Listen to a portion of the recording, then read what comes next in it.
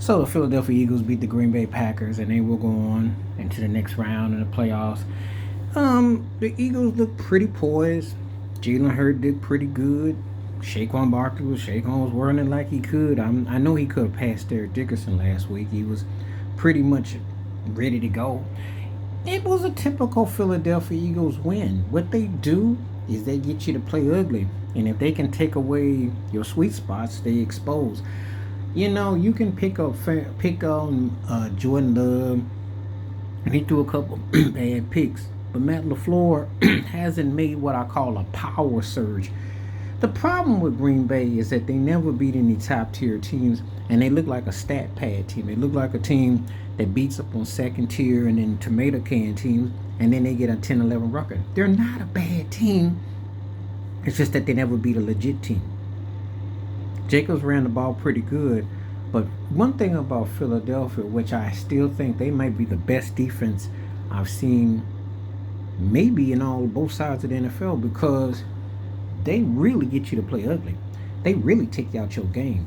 I haven't really seen anybody, not in recent memory, get Philly to play that brand of football where they get exposed too much. They don't. They get you to play ugly.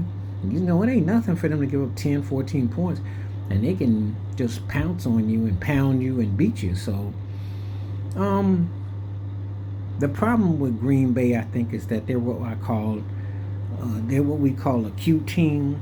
They're one of those kind of teams that play cute football, but they don't play what I call championship football.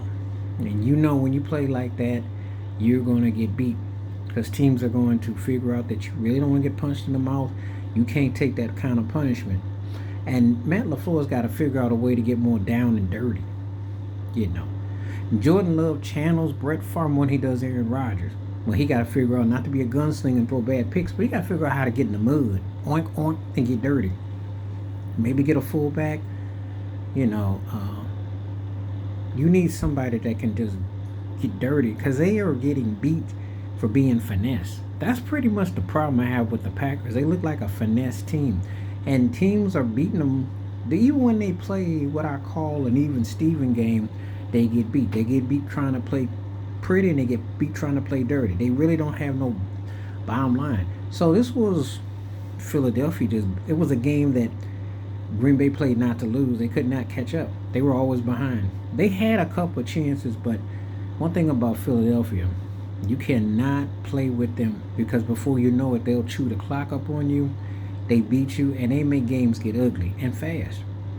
So this was a very typical Philadelphia win. Didn't really look like Green Bay was really in the mix. I think they played looser last year when they spanked Dallas, and they should have beat Frisco.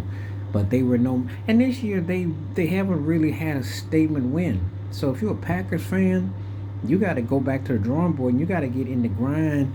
You got to get down and dirty because right now, yeah, you can win games, but you ain't beat nobody.